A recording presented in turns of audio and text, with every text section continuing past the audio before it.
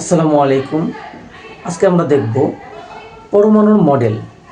পরমাণুর মডেল কি? যেমন একটি পরমাণু কিভাবে গঠিত, পরমাণুটার ভিতরে কি আছে, বাহিরে কি আছে, এসব নিয়ে প্রথম যিনি আলোচনা করেছেন, প্রথম যিনি কোনো ধারণা দিয়েছেন, তার নাম হলো বিজ্ঞানী আর্নেস্ট রাদারফোর্ড। রাদারফোর্ড 1911 সালে একটি মডেল প্রদান করেন, যেখানে তিনি পরমাণু সম্পর্কে, পরমাণু নিউক্লিয়াস সম্পর্কে, ইলেকট্রন সম্পর্কে সর্বপ্রথম ধারণা দেন। তিনি এই পরীক্ষাটি কিভাবে করেন সেটা আগে আমরা দেখে নিই। তিনি এরকম স্বর্ণের পাত নিয়েছেন, গোল্ড প্লেট, স্বর্ণের পাত নিয়েছেন, তার চারপাশে এরকম জিঙ্কের তৈরি এরকম প্লেট দিয়েছেন। তারপর তিনি এখানে একটি তেজস্ক্রিয় পরমাণু নিয়েছেন, যেমন আমরা বলতে পারি আলফা রশ্মি। তিনি এটার ভিতরে তেজস্ক্রিয় পরমাণু নিয়েছেন, আমরা আলফা রশ্মি কল্পনা বলতে পারি, বা তিনি মূলত আলফা রশ্মি দিয়েই তার পরীক্ষাটি করেছেন। আলফা রশ্মি বা হিলিয়াম নিউক্লিয়াস, আলফা রশ্মি বা হিলিয়াম নিউক্লিয়াস, আলফা রশ্মি বা হিলিয়ামের নিউক্লিয়াস, এটা দ্বারা তিনি তার পরীক্ষাটি প্রথমে করেন। যেমন কোনো তেজস্ক্রিয় পরমাণুকে বা তেজস্ক্রিয় রশ্মি বিশিষ্ট পরমাণুকে তুমি এমনি খোলা অবস্থায় রাখতে পারবে না, এভাবে কাচের তৈরি, মোটা কাচের তৈরি বক্সের মধ্যে রাখতে হয়। তারপর তিনি এখান থেকে রশ্মি প্রদান করেন এই প্লেটের মধ্যে। যেহেতু আমরা জানি যে সকল কিছুই অসংখ্য পরমাণু অণু দ্বারা গঠিত, সেই হিসেবে এই স্বর্ণের পাতটাও অসংখ্য পরমাণু অণু দ্বারা গঠিত। যদি এই স্বর্ণের পাতটা অসংখ্য পরমাণু ও অণু দ্বারা গঠিত হয়ে থাকে,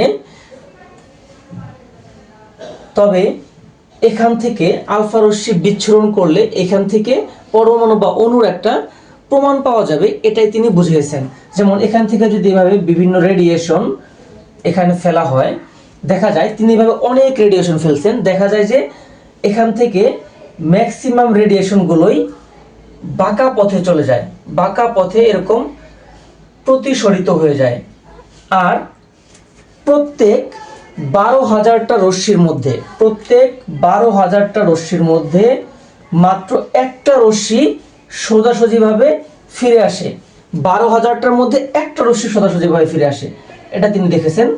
এখান দিয়ে অনেক রকমের রশ্মি তিনি এভাবে এখান দিয়ে দিয়েছেন। নিঃসরণ করলে দেখা যায় যে 12,000-এর মধ্যে মাত্র একটা রশ্মি বিপরীত দিকে সোজাসুজি ফিরে আসে। আবার কিছু রশ্মি এই দিকেও হালকা হালকা ফিরে যায়, এদিকেও, কিন্তু সেই সংখ্যা খুবই কম। আবার কিছু রশ্মি সোজা ফিরে যায়, একদম সোজা না, একটু। এইটা দ্বারা তিনি এই সিদ্ধান্তে উপনীত হন যে যদি এইখানে যদি আমি একটা পরমাণুকে কল্পনা করি, যদি একটা পরমাণুকে কল্পনা করি, তবে তুমি দেখো, মনে করো এরকম কিছু একটা আছে যার মাঝখানে শুধুমাত্র ভরযুক্ত আর চারপাশে একদম হালকা হালকা হালকা হালকা, খুবই পাতলা। মানে তুমি এরকম বলতে পারো, একটা পলিথিনের মধ্যে তুমি যদি ভারী কোনো কিছু একটা প্রবেশ করাও, একটা পলিথিনের মধ্যে তুমি একটা ইটের টুকরা নিলা, টুকরা নিয়ে তারপর তুমি এই পাশ থেকে সুই দিয়ে বা সিরিঞ্জ দিয়ে এরকম যদি খোঁচা দাও, তাহলে দেখবে যে শুধুমাত্র যেখানে ইট আছে সেখান দিয়ে তুমি পলিথিনটা এক দিক থেকে আরেক দিকে ছিদ্র করতে পারবে না, কিন্তু বাকি সব জায়গায় হবে। এরকম যদি কিছু একটা হয় যেখান দিয়ে তুমি রশ্মি এখান দিয়ে আমি যদি এই সুতা রশ্মি দিয়ে ভাবে, দেখা যাবে এইখানে বেশি ভরযুক্ত, এটা একটু বেশি ভারী, আর চারপাশে পাতলা। যদি এই পাশে আমি এই বরাবর দিই, সেটা ফিরে আসবে, কিন্তু এই বরাবর যেগুলো দিব সেগুলো সব এখান থেকে প্রতিসরিত হয়ে ভিতরের দিকে চলে যাবে। যদি এটাকে আমি একটা পরমাণু কল্পনা করি, তিনি এখান থেকে এই সিদ্ধান্তে আসছেন যে এখান দিয়ে ম্যাক্সিমাম রশ্মি এইদিকে চলে যাচ্ছে। অর্থাৎ যদি এখানে একটা পরমাণু হয়, এটা একটা পরমাণু হয়, তার ভিতরে তিনি এখান দিয়ে যে রশ্মিগুলো দিচ্ছেন, যেখানে মাঝখানে ভারী, সেখান দিয়ে রশ্মিগুলা ওই পাশে যেতে পারতেছে না, সেটা এই দিকে ফিরে আসতেছে। সেটা কিন্তু 12,000টার মধ্যে একটা মাত্র। আর বাকি সবগুলা এই দিক দিয়ে এই দিক দিয়ে বেরিয়ে যাচ্ছে, এরকম চলে যাচ্ছে। তার মানে কি, এখানে যদি একটা পরমাণু থাকে, এটা যদি একটা পরমাণু হয়, তার শুধুমাত্র নির্দিষ্ট ক্ষুদ্র একটা জায়গা আছে যেখান দিয়ে রশ্মিগুলো বের হতে পারতেছে না, অর্থাৎ ওই ক্ষুদ্র জায়গাটা অনেক ভারী। ওই ক্ষুদ্র জায়গাটার নামই দেন তিনি নিউক্লিয়াস বা কেন্দ্রিকা। তারপর এই পুরোটার নাম দেন পরমাণু। তারপর তিনি বলেন যে একটা পরমাণুর কেন্দ্রে রয়েছে নিউক্লিয়াস আর চারপাশে রয়েছে ইলেকট্রন। কেন্দ্রে রয়েছে নিউক্লিয়াস যেখানে আছে প্রোটন প্লাস নিউট্রন, আর চারপাশে রয়েছে ইলেকট্রন। এই কথাটা তিনি বলেন, কিন্তু এরকম কক্ষপথের ধারণা তিনি দেননি। এই হলো তার আলফা রশ্মি বিচ্ছুরণ পরীক্ষা।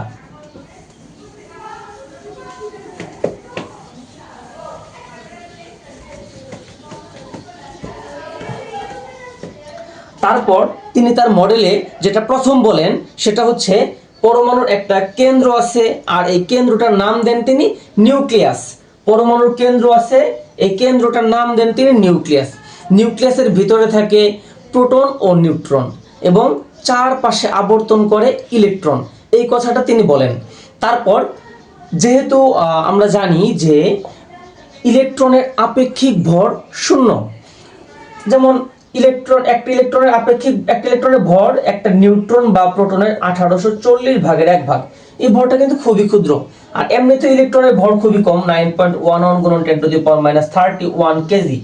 -31 মানে কি? মানে হলো দশমিকের পর 31টা শূন্য হবে, তারপর 911 হবে। তাহলে এই সংখ্যাটা কিন্তু খুবই খুবই ছোট। এই জন্য তিনি ইলেকট্রনের আপেক্ষিক ভরটাকে শূন্য ধরেন, বা ইলেকট্রনের আপেক্ষিক ভরটাকে শূন্য ধরা হয়। ইলেকট্রন আপেক্ষিক ভর যদি শূন্য হয়, এটা যদি একটা পরমাণু হয়, কেন্দ্রে থাকবে প্রোটন প্লাস নিউট্রন আর বাইরে ইলেকট্রন। যেহেতু ইলেকট্রনের আপেক্ষিক ভর শূন্য, তার মানে কি এই এরিয়াটার পুরোটা ভর শূন্য। এই পরমাণুটার প্রধান ভরটা মূলত কোথায়? প্রধান ভরটা হলো এই নিউক্লিয়াসে, অর্থাৎ প্রোটন আর নিউট্রনই ইলেকট্রনটার মূল ভরটা বহন করতেছে, আর প্রোটন আর নিউট্রন মিলে গঠন করেছে নিউক্লিয়াস। তারপর তিনি বলেন যে যেহেতু নিউট্রন চার্জ নিরপেক্ষ, প্রোটন পজিটিভ চার্জযুক্ত, ইলেকট্রন নেগেটিভ চার্জযুক্ত, সেজন্য তিনি এরকম ধারণায় আসেন যে এই প্রোটন ইলেকট্রনগুলা যেমন নিউক্লিয়াসকে কেন্দ্র করে চারদিকে ঘুরতেছে, প্লাস চিহ্ন দ্বারা প্রোটন বোঝানো হয়। ইলেকট্রনগুলা যেমন নিউক্লিয়াসকে কেন্দ্র করে চারদিকে ঘুরতেছে। তারপর তিনি ভাবেন সৌরজগতে আমরা জানি সূর্যকে কেন্দ্র করে বাকি গ্রহগুলোও এরকম উপবৃত্তাকার বা বৃত্তাকার কক্ষপথে ঘুরে বেড়াচ্ছে, বুধ, শুক্র, পৃথিবী। তাহলে এগুলো যেরকম সূর্যকে কেন্দ্র করে চারদিকে ঘুরে বেড়াচ্ছে, ওইরকম ইলেকট্রনও তো নিউক্লিয়াসকে কেন্দ্র করে চারদিকে ঘুরে বেড়াচ্ছে। তা এজন্য তিনি তার মডেলকে এই সৌর মডেলের সাথে তুলনা করেন। সূর্যকে কেন্দ্র করে অন্যান্য গ্রহ ঘুরে বেড়াচ্ছে চারদিকে, ওইরকম ইলেকট্রনও নিউক্লিয়াসকে কেন্দ্র করে চারদিকে ঘুরে বেড়াচ্ছে। তারপর তিনি বলেন ইলেকট্রন যেহেতু ঋণাত্মক চার্জযুক্ত আর প্রোটন হলো পজিটিভ চার্জযুক্ত। আমরা জানি নেগেটিভ আর পজিটিভ প্রান্ত একে অপরকে আকর্ষণ করে। যেহেতু আকর্ষণ করে, তাহলে ইলেকট্রনটা তো এই পজিটিভকে আর এই পজিটিভ নিউক্লিয়াস এই নেগেটিভ ইলেকট্রনকে আকর্ষণ করবে। অর্থাৎ যদি আকর্ষণ করে, তাহলে আকর্ষণ যদি করে, ইলেকট্রনটার আকর্ষণ কোন দিকে থাকবে? কেন্দ্রের দিকে। এটার আকর্ষণ কোন দিকে থাকবে? কেন্দ্রের দিকে। তার মানে কি ইলেকট্রনটা কেন্দ্রের দিকে আসতে চায়, অর্থাৎ এখানে একটা কেন্দ্রমুখী বল আছে, কেন্দ্রমুখী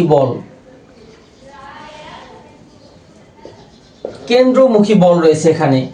ইলেকট্রন কেন্দ্রে আসতে চাচ্ছে, কেন্দ্রমুখী বল রয়েছে, এই কথা তিনি বলেন। আর যেহেতু ইলেকট্রনগুলা কেন্দ্রে আসতে চাচ্ছে কেন্দ্রমুখী বলের কারণে, পরমাণুটার অধিকাংশ ভরই রয়েছে নিউক্লিয়াসে। এই জন্য তিনি এই মডেলটার নাম দেন নিউক্লিয়ার মডেল। কিন্তু বিজ্ঞানী রাদারফোর্ডের নামানুসারে এই মডেলটাকে রাদারফোর্ড মডেলও বলা হয়। তারপর যেহেতু সূর্যের সাথে তুলনা করছেন, এই জন্য এটাকে সৌর মডেলও বলা হয়। এই মডেলের 3টা নাম, সৌর মডেল, নিউক্লিয়ার মডেল আর হলো রাদারফোর্ড মডেল।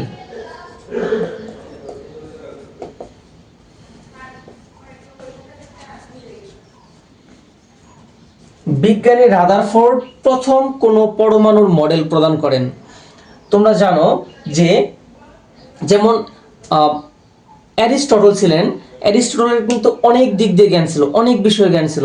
তিনি সেই অনেক আগে বিফোর খ্রিস্ট 340 বিফোর খ্রিস্ট 320 বিফোর খ্রিস্ট এরকম সময়ে যে ধারণাগুলো দেন, যে ব্যাখ্যাগুলো দেন অনেক বিষয়ে, তার অধিকাংশ ব্যাখ্যা কিন্তু বর্তমানে ভুল প্রমাণিত হচ্ছে। কিন্তু তাই বলে কিন্তু অ্যারিস্টটলের মান বা অ্যারিস্টটল যে ব্যাখ্যাগুলো প্রদান করছেন এগুলোকে কিন্তু কেউ ফেলে দিচ্ছে না। কারণ কি, তিনি যদি ওই তার বিভিন্ন বিষয় সম্পর্কে ধারণা না দিতেন তাহলে এখন হয়তোবা পৃথিবী এই পর্যায়ে পৌঁছাতো না। কেন? কারণ হচ্ছে তিনি যেমন বলেছিলেন যে পৃথিবীর সব কিছু মাটি, পানি, আগুন এগুলো দ্বারা গঠিত।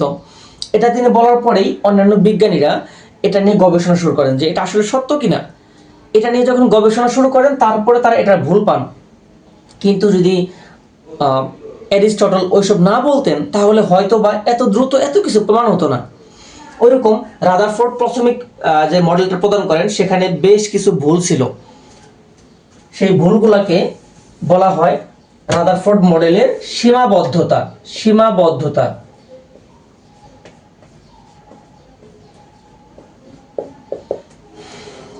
সীমাবদ্ধতাগুলো কি কি? যেমন এই যে ইলেকট্রনগুলো নিউক্লিয়াসকে কেন্দ্র করে চারদিকে ঘুরে বেড়াচ্ছে, কিন্তু ইলেকট্রনগুলো যে নিউক্লিয়াসকে কেন্দ্র করে চারদিকে ঘুরে বেড়াচ্ছে এটা সম্পর্কে রাদারফোর্ড কোনো স্পষ্ট ধারণা দেননি যে এই কক্ষপথগুলো কেমন হবে, গোলাকার নাকি উপবৃত্তাকার। উপবৃত্তাকার চিহ্ন কি তোমরা? এটা বৃত্ত, এটা হলো বৃত্তাকার, আর এখান দিয়ে যদি এই পাশ দিয়ে যোগ করে দাও এটা হলো উপবৃত্তাকার। অর্থাৎ এই যে হলো উপবৃত্ত, এরকম হলো উপবৃত্তাকার। তাহলে এই কক্ষপথগুলো বৃত্তাকার নাকি উপবৃত্তাকার এই সম্পর্কে রাদারফোর্ড কোনো ধারণা দেননি।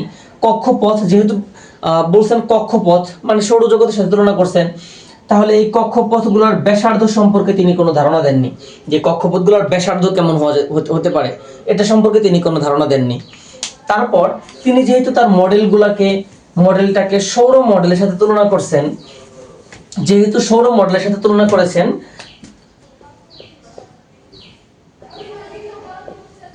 সৌরজগতে যে বিভিন্ন গ্রহ আছে এখান দিয়ে বিভিন্ন গ্রহ আছে, আর ইলেকট্রন নিউক্লিয়াসকে কেন্দ্র করে ইলেকট্রন ঘুরে বেড়াচ্ছে। আমরা জানি প্রোটনের চার্জ ধনাত্মক, ইলেকট্রনের চার্জ ঋণাত্মক। এই ঋণাত্মক আধান বিশিষ্ট ইলেকট্রন ধনাত্মক আধান বিশিষ্ট প্রোটনকে কেন্দ্র করে চারদিকে ঘুরতেছে। আবার তিনি বলছেন ইলেকট্রনের কেন্দ্রমুখী বল থাকে, অর্থাৎ ইলেকট্রন কেন্দ্রের দিকে আসতে চায়। ইলেকট্রন যদি কেন্দ্রের দিকে আসতে চায়, দেখা যাবে যে বিজ্ঞানী ম্যাক্সওয়েলের তত্ত্বানুসারে রাদারফোর্ড মডেল এমন দাঁড়ায় যে ইলেকট্রনটা ঘুরতে ঘুরতে, এটা যদি ইলেকট্রন হয়, ইলেকট্রনের কেন্দ্রমুখী বল আছে, ইলেকট্রন কেন্দ্রের দিকে আসতে চায়, অর্থাৎ ইলেকট্রনটা এরকম ঘুরতে ঘুরতে ঘুরতে ঘুরতে এক সময় এসে নিউক্লিয়াসে পড়ে যাবে। যদি ইলেকট্রনটা নিউক্লিয়াসে পড়ে যায় তখন কি এই পরমাণুর আর কোনো অস্তিত্ব থাকবে না। তাহলে যদি ইলেকট্রনটা কেন্দ্রে এসে নিউক্লিয়াসে পড়ে যায় তখন পরমাণুর অস্তিত্ব থাকবে না। কিন্তু আমাদের এই পৃথিবী, এই মহাবিশ্ব কি এখনো অস্তিত্বহীন হয়েছে? যদি এই পৃথিবীগুলো ঘুরতে ঘুরতে এক সময় সূর্যে পড়ে যেত তাহলে তো এই মহাবিশ্বের কোনো অস্তিত্ব থাকতো না। কারণ সূর্যের ভিতরে টেম্পারেচার প্রায় 57,000 ডিগ্রি সেলসিয়াস, প্রায় 57,000 ডিগ্রি সেলসিয়াস।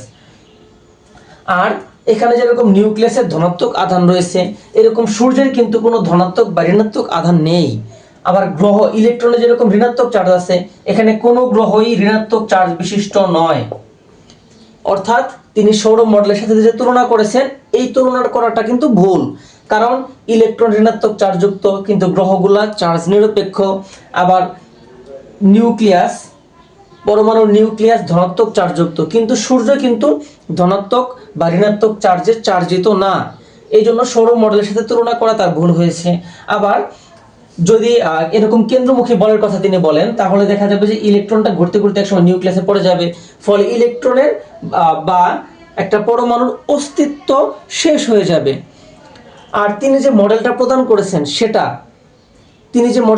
করেছেন সেটা হলো শুধুমাত্র যে পরমাণুটার ইলেকট্রন শুধুমাত্র একটি ইলেকট্রন বিশিষ্ট পরমাণুর ক্ষেত্রে তিনি মডেল প্রদান করেছেন, শুধুমাত্র একটি ইলেকট্রন বিশিষ্ট।